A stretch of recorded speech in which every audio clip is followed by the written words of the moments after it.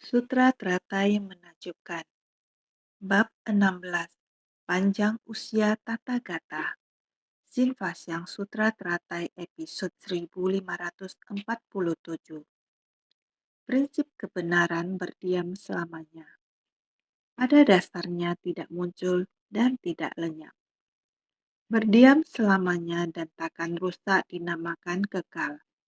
Para bodhisattva menegakkan dharma murni selamanya. Delusi dari kerisauan telah pun dilenyapkan, sehingga prinsip dari kebenaran dan kekekalan tampak dengan jelas. Prinsip dari kebenaran dan kekekalan berdiam selamanya. Dharma itu pada dasarnya tidak muncul dan tidak lenyap. Esensinya adalah tidak rusak dan tidak berubah. Inilah yang disebut dengan kekal dan tiada akhir. Harus lebih bersungguh hati. Berdiam selamanya dan takkan rusak dinamakan kekal. Para bodhisattva menegakkan dharma murni selamanya.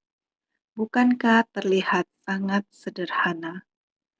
Kita sudah memahami dengan jelas di teks sebelumnya. Berdiam selamanya dan takkan rusak dinamakan kekal. Demikian disebutkan, namun kita harus memahami arti dari berdiam selamanya dan takkan rusak. Apakah ada yang selamanya di dunia? Tidak akan ada. Selama sesuatu itu memiliki wujud, maka tidak akan berdiam selamanya. Karena wujud, ada bentuk, ada keberadaan, harus mengalami kerusakan dan kekosongan. Karena alam semesta demikian luas, gunung dan sungai yang luas telah melewati ribuan tahun, puluhan ribu tahun, kita tidak bisa menyaksikannya. Manusia ingin melihat perubahan yang tidak kekal ini, tapi tidak terjadi di dalam kehidupan kita sebagai manusia. Kita tidak dapat melihat kapan alam semesta ini dimulai. Dalam masa kehidupan kita yang singkat ini, kita tidak dapat melihat awal dan akhir, sehingga kita mengatakan semua gunung, sungai, dan bumi adalah abadi. Sebenarnya tidak demikian. Terbentuk, bertahan, rusak, dan musnah. Ini adalah 4 fase di dunia. Namun, kita sekarang di era kemunduran Dharma dan dunia jahat ini. Kita terlahir pada zaman ini. Kita melihat bahwa bumi telah rusak. Kita sering mendengar dan melihat gunung-gunung runtuh dan longsor. Kita semua pernah melihatnya, mendengar bahwa laut sudah tercemar oleh sampah-sampah ini. Laut juga sering memunculkan tanda peringatan. Jadi bisa dikatakan pelapukan di era ini kita sudah melihatnya. Namun dahulu kala, lautnya jernih dan luas, gunung-gunungnya kokoh, dan datarannya datar. Tidak rusak oleh angin dan hujan. Ketenangan ini sungguh spektakuler. Mari kita melihat kembali zaman kita. Di zaman yang penuh gejolak dan bencana di dunia ini, akan sulit untuk melihat bahwa dunia ini bersifat kekal dan tidak dapat dihancurkan. Kita sering mendengar tentang tempat-tempat terkenal di dunia, air terjun yang spektakuler dan lain-lainnya. Kawasan wisata yang sangat indah. Dilaporkan juga bahwa 4 unsur alam tidak selaras telah dihancurkan. Sebaliknya, yang kita lihat dan rasakan di era ini adalah kerusakan. Jadi era ini disebut kalpa pengurangan usia. 4 item pembentukan berlangsung kerusakan dan kekosongan. Inilah yang kita hadapi saat ini. sehingga kita harus memperoleh keabadian yang kekal. Kekekalan ini hal-hal yang berwujud tidak bisa bertahan selamanya. Adalah kekekalan yang berwujud adalah pembentukan, berlangsung, kerusakan, dan kekosongan. Karena waktu itu panjang, lama, sebagian orang lahir di masa yang damai, ketika empat unsur alam seimbang. Di masa ini dunia rasanya sangat bagus, udara segar, pemandangan alam sangat bagus. Seumur hidup beberapa puluhan tahun di dunia tidak khawatir apa-apa. Berlalu begitu saja, tetapi dalam beberapa dekade yang sama dalam hidup kita, di era kemunduran Dharma ini, segala hal yang kita lihat adalah era kerusakan, kehancuran, sangat disesalkan, di mana kekekalan dapat ditemukan di ruang yang alami. Sebenarnya ketika menyangkut kekekalan, semua yang ada di sekitar kita juga yang kekal abadi tidak berubah. Apakah itu prinsip kebenaran sejati, sifat hakiki yang demikian adanya? Segala sesuatu di langit dan bumi ini hakikatnya adalah kekal. Prinsip kebenaran adalah kekal. Mereka tampaknya tanpa inti, esensi, karakteristik, tetapi mereka benar-benar dan kekal. Yang tanpa inti atau esensi adalah kebenaran dan kekekalan dari adanya prinsip kebenaran. Jadi prinsip kebenaran adalah kekal, tetapi objek atau benda yang memiliki gambaran atau citra adalah tidak kekal. Ada saatnya mengalami perubahan dan menjadi rusak. Di dunia ini, tidak ada sesuatu pun yang tidak berubah atau tidak rusak. Semuanya mengalami proses ini. Hanya saja kita harus memahami sampai tuntas prinsip kebenaran yang tanpa wujud, tanpa bentuk. Oleh itu, Buddha berkata bahwa usia kehidupannya tidak terhingga, tidak dapat diukur. Sejak zaman dahulu di dunia ini, prinsip kebenaran pada dasarnya berdiam selamanya. Buddha adalah orang yang melihat Dharma. Dia telah melihat Dharma dan menyadari Dharma. Maka dia adalah orang yang melihat jalan dan mengajarkan jalan. Begitu dia melihat Dharma, dia akan membabarkan Dharma. Setelah dia melihat jalan dan prinsip kebenaran yang demikian, kemudian mengajarkannya kepada kita. Kita seharusnya paham, jalan ini adalah Dharma, adalah abadi. Arahnya seperti ini. Para bodhisattva menegakkan Dharma murni selamanya. Ini adalah kebenaran sejati. Kebenaran sejati yang harus dibina dan ditegakkan oleh bodhisattva selamanya. Sama halnya dengan kita mendengar Dharma. Dharma didengar dan diserap ke dalam batin. Prinsip kebenaran ini dimasukkan ke dalam batin kita supaya semua orang, masalah dan benda terlihat jelas kepada kita. Bagaimana kita menerapkannya? Prinsip diterapkan ke dalam orang, masalah dan benda. Prinsip ini adalah abadi. Guru mengajarkan mata pelajaran di dalam kelas. Silabus ini harus diajarkan semuanya kepada murid. Di dalam kelas, murid yang diajarnya berganti dari periode ke periode. Guru juga mengajarkan silabus yang sama lagi dan lagi. Dari tahun ke tahun, pelajaran yang dipelajari murid mengikuti urutan mata pelajaran. Guru tetap mengajar dan murid-murid yang berbeda datang. Juga tetap mengajarkan materi yang sama, tetap mengajarkan sesuai dengan silabusnya. Prinsip kebenaran dan dharma juga sama. Kelas-kelas diatur sedemikian, orang tumbuh seiring berjalannya waktu. Orang tumbuh seiring berjalannya waktu. Bertambah tua, pelajaran juga diatur sedemikian rupa, mengikuti kursus pendidikan. Demikian pula dengan Dharma, sama dengan cara kita belajar ajaran Buddha.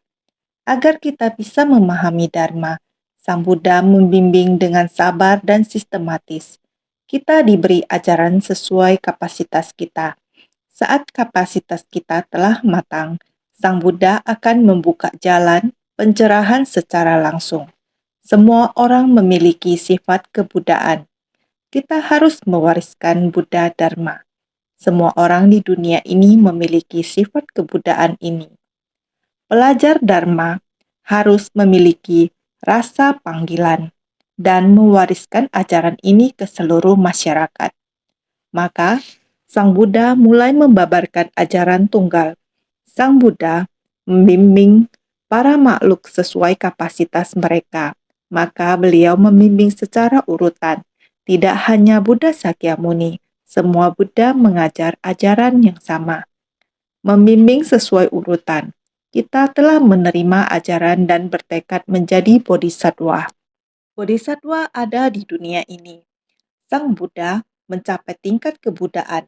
Mau kita pahami ajaran yang ideal dan sejati, bahwa semua orang memiliki sifat kebudaan. Bagaimana mulai menempuh sifat kebudaan semua orang?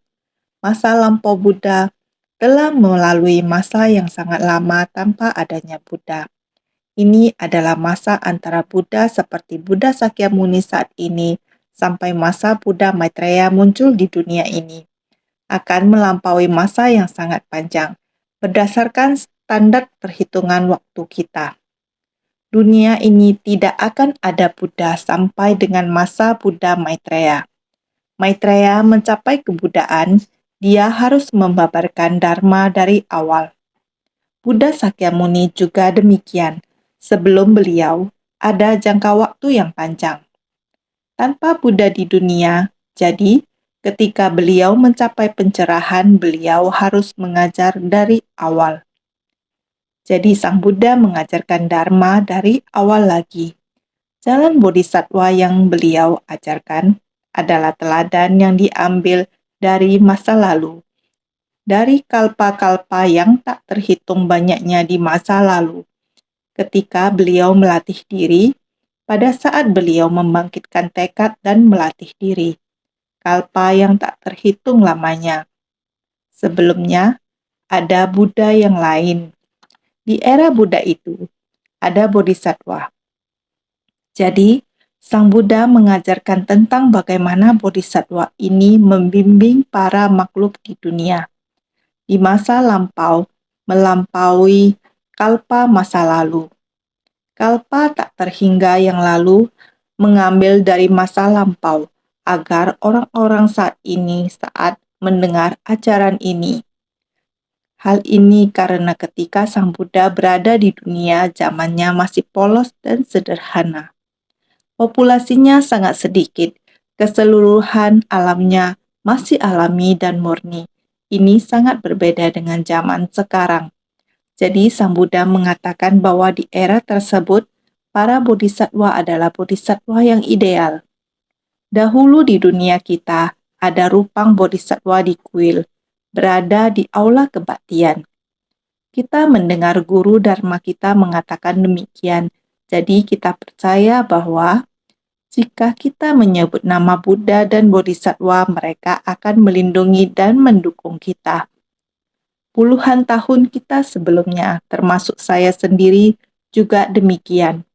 Sewaktu ayah saya sedang sakit kritis, saya juga sangat tulus. Sama juga memegang dupa, berlutut di halaman teras.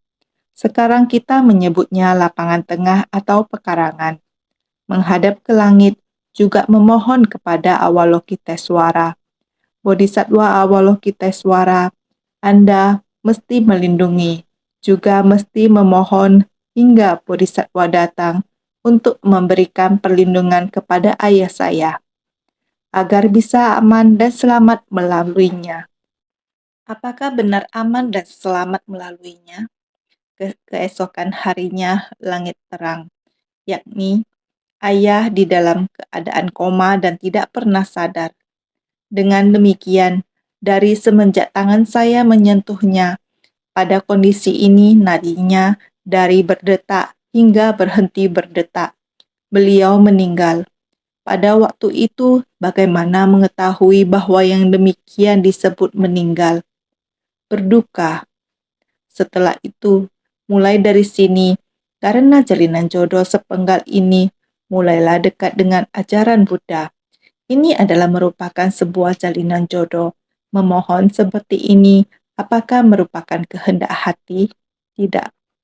Memohon agar ayah bisa membaik, sebagai gantinya adalah beliau meninggal pada keesokan harinya. Pada periode waktu itu, batin sepenuhnya kosong. Semangat tidak berada di tempat. Benar-benar sangat. Sebenarnya adalah penderitaan atau tidak? Apakah ada penderitaan? Tidak tahu. Hanya saja batinnya kosong. Karena jalinan jodoh ini saya dituntun ke wihara untuk mengadakan puja bakti. Adapun jalinan jodoh ini hanyalah sebuah ketulusan hati sebagai ganti dari sebuah jalinan jodoh atau ada yang lain selain itu. Oleh karena itu, singkatnya adalah jalinan jodoh ini tidak terbayangkan. Namun, saya memiliki keyakinan yang besar terhadap karma. Pada akhirnya, apa yang harus kita yakini sekarang adalah setiap orang di dunia ini pada hakikatnya memiliki sifat Buddha dan bersifat kekal. Ini adalah keyakinan saya bahwa setiap orang memiliki sifat hakiki yang demikian adanya. Setiap orang memiliki potensi yang tidak terbatas. Selama tekad kita terbangkitkan, Anda, bodhisattva dunia, semua makhluk yang menderita, sebersit niat bersumbangsi tanpa pamrih ini yang dilakukan berulang-ulang, sehingga setiap kali yang kita lakukan dapat memberi manfaat bagi makhluk hidup. Semua ini adalah yang ingin dicapai oleh para bodhisattva dunia. Bodhisattva dunia tidak mesti memiliki pendidikan yang tinggi, tidak mesti memiliki kekayaan, ketenaran, dan kekuasaan, tidak mesti dalam bentuk rupa apapun datang ke dunia ini. Itulah jalinan jodoh yang mereka miliki. Mereka tetap dapat menjadi panutan di dalam hidupnya. Setiap orang adalah panutan bagi kita. Kita dapat melakukannya, kita mungkin tidak dapat melakukannya, maka kita harus memuji dan mengagumi mereka. Ini juga adalah seorang bodhisattva. Lihatlah, tempat termiskin dan paling menderita adalah kelompok bodhisattva di Afrika. Pada bulan Oktober 2017 terjadi bencana besar, seperti banjir besar. Kelompok bodhisattva itu mempunyai kemampuan untuk membantu lebih dari 200 rumah tangga, bahkan ratusan orang. Ini sangat tidak mudah. Jumlahnya orang tidak banyak. Sebenarnya bagaimana mereka melakukannya? Menakjubkan. Saya merasa para bodhisattva ini benar-benar teladan bagi saya, dan mereka sangat menakjubkan. Ini karena mereka menganut dharma yang murni. Mereka memiliki kekayaan batin yang tak terhingga. Tiba-tiba saja, dari mana sumber daya tersebut berasal? Jika mereka memiliki niat, berkah, keinginan, dan kekuatan, secara alami mereka akan memiliki pelindung dharma di sekitar mereka untuk membantu mereka mewujudkan keinginan tersebut. Jadi, dapat dikatakan para bodhisattva menegakkan dharma murni selamanya. Sumbangsi semacam ini tidak mengharapkan imbalan, dan kini ada di dalam kehidupan mereka, yaitu sukacita. Sukacita karena mereka berhasil melakukannya. Mereka telah melampaui pendakian gunung, sungai, jalan yang sangat berbahaya dan sulit. Mereka menyelamatkan orang-orang itu, memberikan mereka pembekalan yang cukup, menenangkan mereka yang sangat terkejut dan menderita. Beberapa hari itu, mereka telah membantu kita melewati kesulitan dalam bencana, melakukan suatu hal yang mustahil. Sekarang ada sukacita Dharma dalam hidup mereka, penuh sukacita Dhamma, karena mereka di tempat itu, bodhisattva lansia ini melewati banyak kesulitan untuk membantu keluarga itu. Ada seorang remaja putri digendong dan dipeluk oleh nenek ini. Remaja putri yang terkena musibah ini menangis. "Kenapa kamu menangis? Semua telah berlalu. Kita tidak perlu takut." Dia berkata, "Bukan. Yang membuatku menangis adalah kamu telah melewati perjalanan yang sulit untuk datang ke sini. Kalian datang menemui kami. Begitu sulit untuk menemui kami. Saya sangat terharu, sangat tersentuh, sampai saya belum pernah tersentuh dalam hidup saya. Makanya saya menangis." Nenek, bodhisattva nenek ini, dalam hatinya seketika memikirkan sesuatu. Master melihat artikel tersebut. Dia, nenek, berkata, "Teringat yang Master katakan pada semuanya saat ada bencana terjadi, yang pertama di garis depan dan menghibur hati orang-orang, ini yang paling penting." Dia berpikir, "Wah, ajaran ini telah saya terapkan." Jadi ketika Master melihat artikel ini, menulis tentang perasaan bodhisattva nenek ini, dengan bersusah payah sampai di tempat tersebut untuk merangkul anak muda yang selamat dalam bencana itu. Korban ini bahkan mengatakan, "Saya sangat terharu. Adalah jalan yang begitu sulit dan menantang, kalian datang ke sini untuk merawat saya. Saya sangat terharu. Seumur hidup tidak pernah ada perasaan seperti ini. Jadi saya menangis." Adapun nenek berpikir, demikian Master mengatakan, saat ada bencana harus maju ke garis paling depan, menghibur hati mereka. Dia merasa telah menerapkannya. Dia sendiri merasa tergerakkan oleh hal ini. Dia telah menerapkannya. Bukankah ini adalah menerapkan Dharma yang murni? Tidak ada harapan bagaimana kamu harus membalas kepada saya. Tidak ada. Dia hanya memikirkan Dharma ini. Karena demikian, mereka mengatasi kesulitan ini untuk membantu orang lain. Inilah bodhisattva dunia. Demikian menjalani. Jadi, delusi dari kerisauan telah pun dilenyapkan, sehingga prinsip dari kebenaran dan kekekalan tampak dengan jelas. Para bodhisattva ini harus mengatasi banyak penderitaan dan delusi. Sekarang, mereka fokus pada aspirasi bodhisattva mereka. Mereka hanya fokus pada misi mereka sendiri. Kapanpun bencana terjadi, mereka berjalan di depan untuk memperhatikan orang lain. Tidak meminta apapun untuk diri mereka sendiri. Jadi dikatakan, delusi dari kerisauan telah pun dilenyapkan. Tidak ada hal lain yang ada di dalam pikiran mereka. Mereka tidak khawatir jika tanahnya rata. Apakah akan ada gunung untuk didaki atau sungai untuk diseberangi.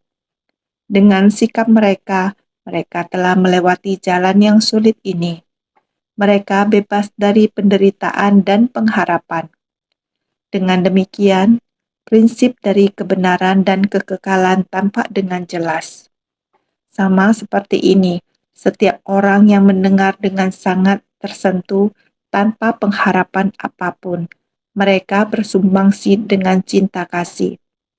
Kita tidak dapat melihat lagi apa yang telah mereka lakukan karena peristiwa-peristiwa tersebut telah berlalu. Sekarang saya memberitahu tentang apa yang telah mereka lakukan. Inilah prinsip-prinsipnya. Mereka mempraktikannya dan menempuh jalan ini. Mereka berhasil melewati rintangan ini. Mereka mengatasi kesulitan-kesulitan ini.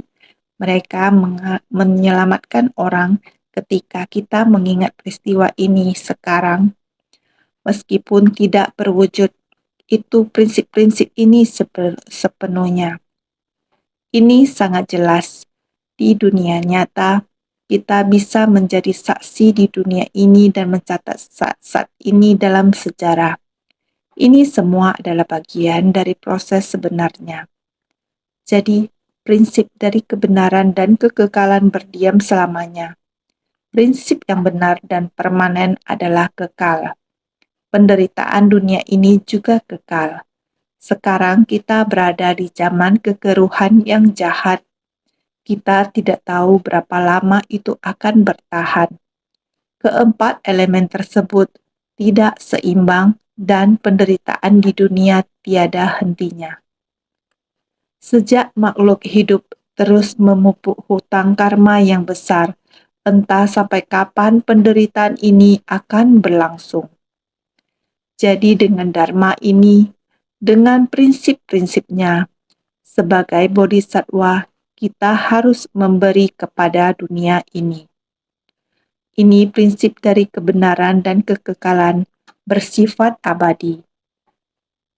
Dharma itu pada dasarnya tidak muncul dan tidak lenyap. Prinsip kebenaran dalam kehidupan manusia.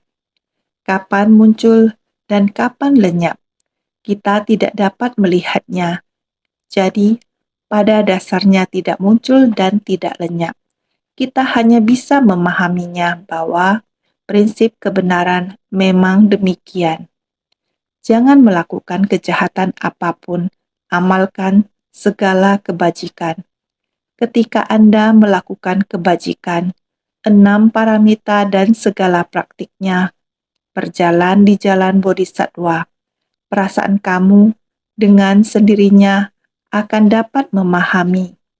Perasaan seperti ini esensinya adalah tidak rusak dan tidak berubah. Orang yang melakukannya mempunyai kesan batin. Orang yang tidak melakukannya selamanya tidak akan tahu. Inilah yang disebut dengan kekal dan tiada akhir. Kehidupan manusia memang demikian. Melewati perjalanan ini dilalui dengan demikian. Orang yang melakukannya dapat memahami dan mengerti. Orang yang tidak melakukannya tidak dapat memahami dan mengerti. Tiada dharma untuk membebaskan. Prinsip kebenaran memang demikian. Oleh karena itu, kita harus bersungguh hati untuk memahaminya. Baru dapat memahami semua prinsip yang dibabarkan Sang Buddha. Sang Buddha mengatakan panjang usia tidak terputus, berarti selamanya. Jadi di bab sebelumnya dikatakan, aku selalu berdiam di sini. Jiwa kebijaksanaan, tubuh dharma selamanya ada di sini. Jadi, dengan berbagai kemampuan gaibku, aku membuat para makhluk yang penuh kekeliruan, biarpun dekat, tidak dapat melihatku. Aku selalu berdiam di sini, namun dengan berbagai kemampuan gaibku, aku membuat para makhluk yang penuh kekeliruan, biarpun dekat, tidak dapat melihatku. Sutra Teratai bab 16, panjang usia Tathagata. Seperti demikianlah, beliau selalu datang dan pergi ke dunia. Para makhluk yang memiliki pikiran atau pandangan keliru ini, karena memiliki karma berat, kekuatan karma menghalangi mereka. Walaupun Buddha berada atau berdiam di dunia, banyak orang yang tidak dapat bertemu dengan Buddha. Ada yang dapat bertemu dengan Buddha, Di kota kecil yang berpenduduk 90.000 orang, hanya 30.000 orang yang bertemu dengan Buddha, yang dapat mendengar Buddha membabarkan Dharma. Yang lain hanya pernah mendengar nama Buddha saja, tetapi tidak bertemu dengan Buddha. Masih ada yang pernah mendengarkan dan mengetahui nama Buddha. Mereka tidak mengetahuinya saat Buddha berada atau berdiam di dunia. Seperti demikianlah para makhluk hidup ini terhalang oleh pandangan keliru dan noda batin mereka sendiri. Maka mereka tidak dapat bertemu dengan Buddha. Sehingga naskah sutra ini mengatakan, ketika orang-orang melihat aku memasuki parinirwana, mereka secara ekstensif memberikan persembahan kepada relikku. Semua menyimpan kerinduan dan memunculkan perasaan takjub. Para makhluk sudah pun yakin dan tunduk, batin menjadi polos dan lurus, serta pikiran menjadi lembut. Sepenuh hati ingin menjumpai Buddha dan rela mengorbankan jiwa kehidupan mereka. Sutra Teratai Bab 16, Panjang Usia Tathagata. Sampai saat Buddha mulai mengatakan, saya sudah akan parinirwana. Murid-murid yang berada di samping Buddha mulai berkata, kami tidak rela. Setelah Buddha parinirwana, saat orang-orang mendengar Buddha sudah parinirwana, saya masih belum bertemu dengan Buddha. Buddha sudah parinirwana. Di saat itulah semua orang mulai memikirkan dengan penuh kerinduan, yaitu pikiran yang penuh hormat, sehingga mereka mulai memberikan persembahan dan menghormati relik Buddha. Mereka baru membangkitkan keyakinan. Hanya demikian saja, sehingga para makhluk hidup karena terhalang oleh noda batin dan karma mereka. Saat Buddha berada atau berdiam di dunia, tidak mau mendengarkan maupun bertemu dengan Buddha. Setelah Buddha parinirwana, baru mengagumi dan menghormati Buddha. Inilah karma para makhluk hidup. Naskah sutra berikutnya mengatakan, pada ketika itu, aku dan Sangga, semuanya muncul di atas puncak burung nasar. Aku pada saat ini mengatakan kepada semua makhluk bahwa aku berada di sini selamanya dan tidak pernah moksa. Dengan kekuatan dari metode terampil, aku menampakkan kemoksaan tanpa memasuki kemoksaan. Pada tanah lain terdapat para makhluk yang menaruh hormat, meyakini, dan bersuka cita. Sutra Teratai Bab 16, Panjang Usia Tathagata. Kalimat sutra ini berpesan bahwa kita harus mengetahui puncak burung nasar. Pada ketika itu, aku dan Sangga semuanya muncul di atas puncak burung nasar. Pertama, kita harus memahami di mana puncak burung nasar berada. Kita sering membicarakan tentang puncak burung nasar. Puncak burung nasar tentunya adalah tempat di mana Buddha mengajarkan Dharma di masanya. Gradakuta atau kepala burung nasar belakangan diterjemahkan sebagai puncak burung nasar, juga dinamakan Gunung Batinia. Bentuk gunungnya seperti burung nasar. Asal namanya juga dikarenakan di atas gunung banyak terdapat burung nasar, sehingga dinamakan demikian. Merupakan ibu kota lama dari kerajaan Magadha, tempat di mana Tathagata Sakyamuni membabarkan sutra teratai. Puncak burung nasar memiliki banyak nama, diketahui sebagai Gradakuta atau kepala burung nasar, dan baru-baru ini diterjemahkan menjadi puncak burung nasar. Ketika Buddha mengajar, kadang menyebutkan Gunung Batinia. Itu memiliki banyak sekali nama, tetapi itu semua mengacu pada puncak burung nasar yang sama. Walaupun memiliki banyak nama, tapi sebenarnya itu semua adalah satu tempat yang sama. Karena bentuknya seperti burung nasar, maka namanya berasal dari bentuknya. Jadi disebut Gunung Batinia. Terlebih lagi karena ada banyak burung nasar di sana.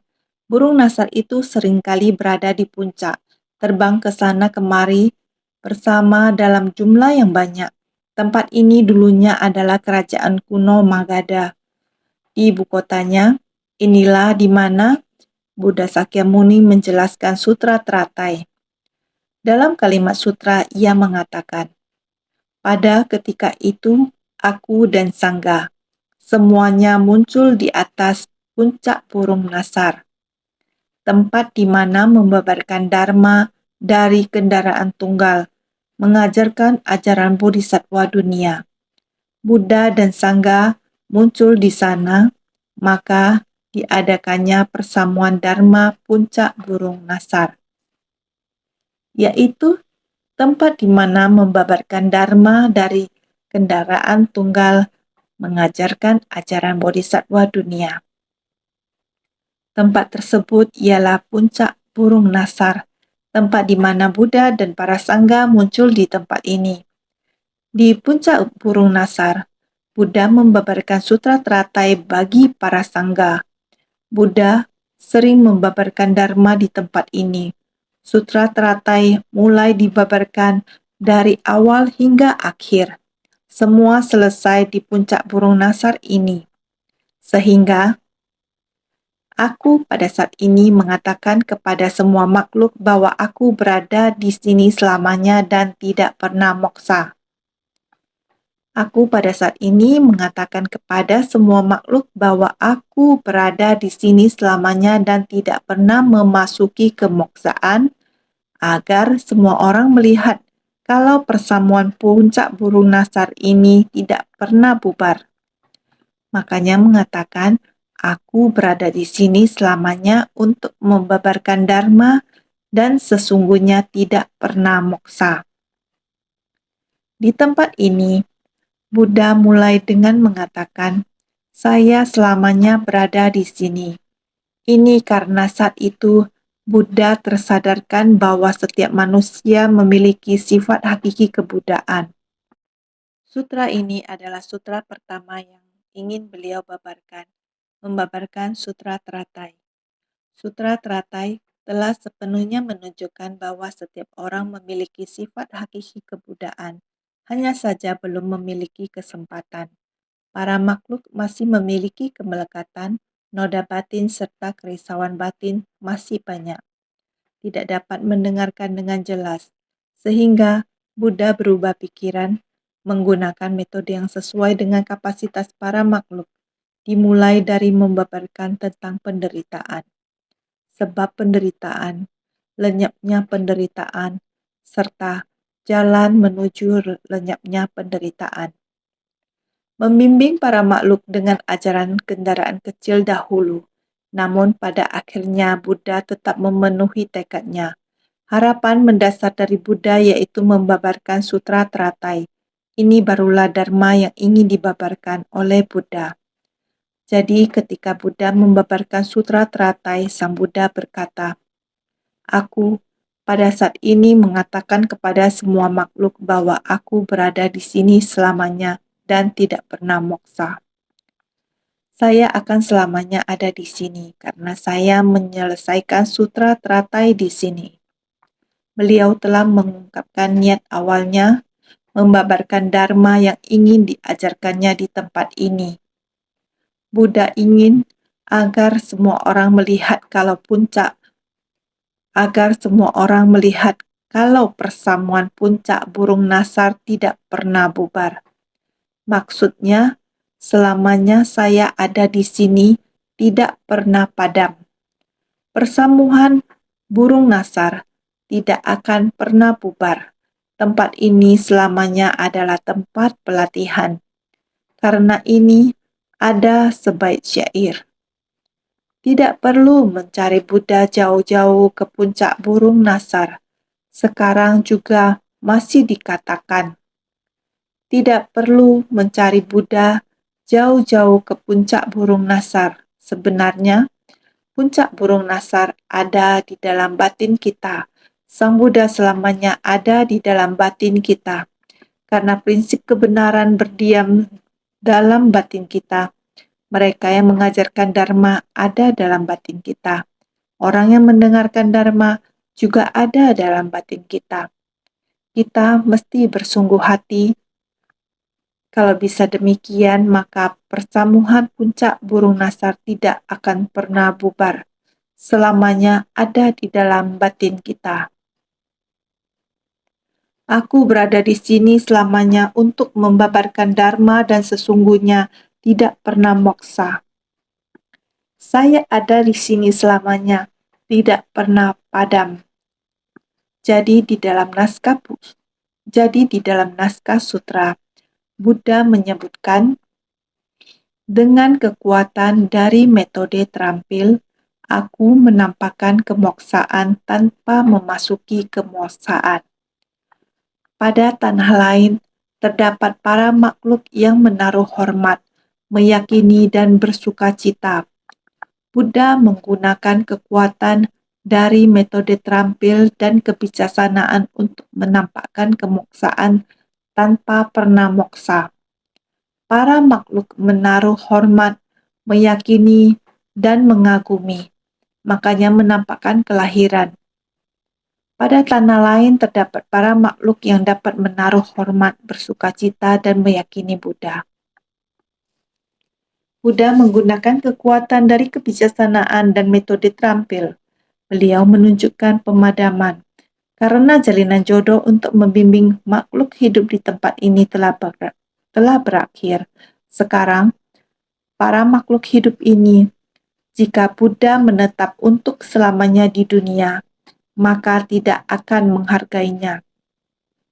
Niat batin dari makhluk hidup di dunia saha ini adalah demikian, sehingga Buddha mengikuti panjang usia dari dunia manusia untuk menampakkan memasuki parinirwana.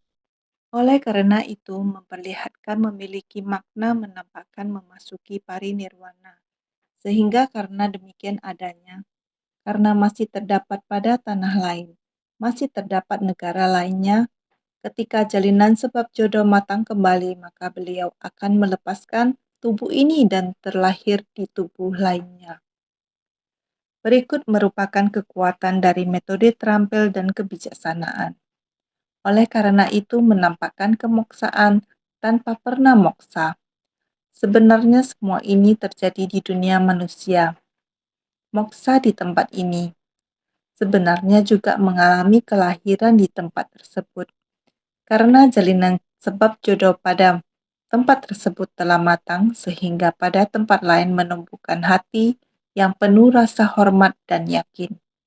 Oleh karena itu, beliau pernah ke tempat tersebut. Ketika jalinan sebab jodoh telah matang, sehingga pada tanah lain yang terdapat orang yang mampu memiliki rasa hormat dan yakin kepada Buddha, sehingga jalinan sebab jodoh beliau matang, maka beliau akan berada di tempat tersebut. Sehingga naskah sutra selanjutnya kembali mengatakan, aku kemudian di sana membabarkan Dharma tiada tara. Namun, engkau sekalian tidak mendengarkannya dan mengira kalau aku telah memasuki kemoksaan. Sutra Teratai bab 16 panjang usia Tathagata. Karena tempat ini masih memiliki jalinan jodoh, saya akan melepaskan tubuh ini dan terlahir di tubuh lainnya. Demi menanggapi tanah lain yang telah matang kondisinya, makanya menampakkan kemoksaan di dunia ini, kemudian membabarkan Dharma di sana. Engkau sekalian tidak mendengar dan tidak tahu tentang itu, lalu beranggapan bahwa aku telah benar-benar memasuki kemoksaan. Dia meninggalkan kehidupan ini ketika menampakkan kemoksaan dan kemudian membabarkan Dharma di saat lahir di tempat tersebut, maka membabarkan Dharma juga di tempat tersebut, sama seperti dokter, dan ayah. Anak-anak saya telah kehilangan akal sehatnya. Saya telah meresepkan obat dan menaruhnya di sana. Sekarang saya harus ke tempat lain. Sang Buddha sama seperti perumpamaan. Maka engkau sekalian tidak mendengar dan tidak tahu tentang itu. Mereka mengira saya telah sepenuhnya menyeberang ke parinirwana. Sebenarnya prinsip-prinsip masih di sini. Saya masih pergi ke tempat lain untuk praktek kedokteran. Jadi dia hanya meninggalkan tempat ini dan muncul di tempat lain. Oleh sebab itu, aku kemudian di sana membabarkan Dharma tiada tara. Di tempat tersebut saya juga membabarkan Dharma. Ini menunjukkan bahwa Buddha selamanya menuruti para makhluk, membimbing sesuai dengan kapasitas dan kondisi pendukung. Aku kemudian di sana membabarkan Dharma tiada tara. Buddha selamanya menuruti para makhluk, membimbing sesuai dengan kapasitas dan kondisi pendukung. Buddha membabarkan Dharma kepada orang-orang yang menaruh hormat, meyakini dan suka mendengarkan ajaran Buddha tanpa menetap pada tempat tertentu. Ini memperjelas kalau tubuh balasan Samboga Kaya dari Buddha hanya dapat ditemui oleh mereka yang memiliki jalinan jodoh. Ini berarti kemanapun pergi, Sang Buddha membimbing sesuai dengan kapasitas dan kondisi pendukung. Dimanapun para makhluk memiliki kondisi pendukung yang matang, dia akan ke sana, mewujudkan bentuk yang benar-benar di tempat yang benar. Oleh sebab itu, Buddha membabarkan Dharma kepada orang-orang yang menaruh hormat, meyakini dan suka mendengarkan ajaran Buddha tanpa menetap pada tempat tertentu. Sang Buddha bisa muncul dan membabarkan Dharma di mana saja. Ini menunjukkan hanya di tempat yang ada kondisi pendukungnya, mereka dapat bertemu dengan Sang Buddha. Maka Sang Buddha berkata, namun engkau sekalian tidak mendengarkannya dan mengira bahwa aku telah memasuki kemoksaan. Anda tidak mau mendengar di sini sehingga Anda mengira saya telah pergi meninggalkan. Jika Anda tidak mau mendengar, tidak ada gunanya saya berada di sini. Oleh sebab itu, Anda berpikir bahwa saya telah memasuki parinirwana. Namun engkau sekalian tidak mendengarkannya dan mengira kalau aku telah memasuki kemoksaan. Engkau sekalian belum pernah mendengar metode terampil ini. Jadi para makhluk beranggapan kalau Tathagata benar-benar telah memasuki kemoksaan, sehingga engkau sekalian belum pernah mendengar metode terampil ini. Kalian masih belum pernah mendengarkannya. Jadi para makhluk beranggapan kalau Tathagata benar-benar telah memasuki kemoksaan. Kalian tidak tahu bahwa ini adalah metode terampil. Semuanya masih belum dapat menerima Dharma sejati sehingga menggunakan metode terampil ini. Menampakkan kemoksaan tanpa memasuki kemoksaan. Menampakkan kelahiran dan kemoksaan. Ini juga merupakan sebuah metode terampil, Dharma metode terampil, karena akar dan kapasitas dari para makhluk yang ada telah matang. Ada juga yang masih belum matang, sehingga ada jodoh dan tiada jodoh. Saat sudah matang, maka semuanya berjodoh, sehingga dapat melihat Buddha. Ketika kapasitas dari para makhluk telah matang, itulah memiliki jalinan jodoh. Tubuh balasan dari Buddha pada dasarnya tiada muncul atau lenyap. Memasuki parinirwana di sini berarti terlahir di tempat lain sebagai respon. Inilah yang dimaksud dengan yang belum matang seperti kehilangan batin semula. Dharma meskipun ada di hadapannya tetapi dia tidak mau mendengar. Inilah akar kapasitas yang masih belum matang. Jadi ketika kapasitas dari para makhluk telah matang maka dapat melihat Buddha. Inilah tubuh balasan dari Buddha, pada dasarnya tiada muncul atau lenyap. Buddha pada dasarnya tiada muncul dan tiada lenyap. Jalan kebenaran bersifat kekal, namun Buddha datang mengikuti jalinan jodoh ini. Dharma bersifat kekal, tiada muncul dan tiada lenyap. Selamanya akan seperti ini. Lihatlah, ada anak yang usianya masih sangat kecil, namun sangat memiliki kebijaksanaan. Kita seringkali melihat bodhisatwa cilik. Ada orang yang hidup sampai hitungan usia yang sangat besar, namun masih tidak memahami ajaran kebenaran. Inilah yang disebut sebagai orang yang tidak memiliki berkah. Ada kerisauan batin, ada hambatan, maka selamanya tidak dapat melihat ajaran kebenaran. Buddha, tubuh Dharma, selamanya tidak dapat dilihatnya. Bila kerisauan masih sedikit, tidak ada noda batin yang menutupinya. Dia masih sangat belia. Prinsip kebenaran yang sama masih ada. Ini menandakan tidak muncul dan tidak lenyap. Selamanya ada di dunia, sehingga kita harus senantiasa bersungguh hati, kekal dan tidak kekal, jahat ataupun tidak jahat. Sebenarnya ini semua ada wujudnya.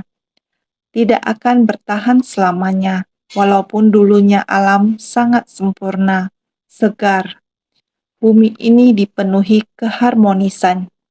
Kita pada waktu itu, semua orang mengira ini adalah tanah bahagia. Ini abadi, bumi ini abadi. Sebenarnya tidak. Karena usia kita sangat pendek, tidak dapat merasakan lamanya waktu di langit dan di bumi ini. Sekarang yang kita rasakan sebaliknya, masih belum merasakan suasana itu.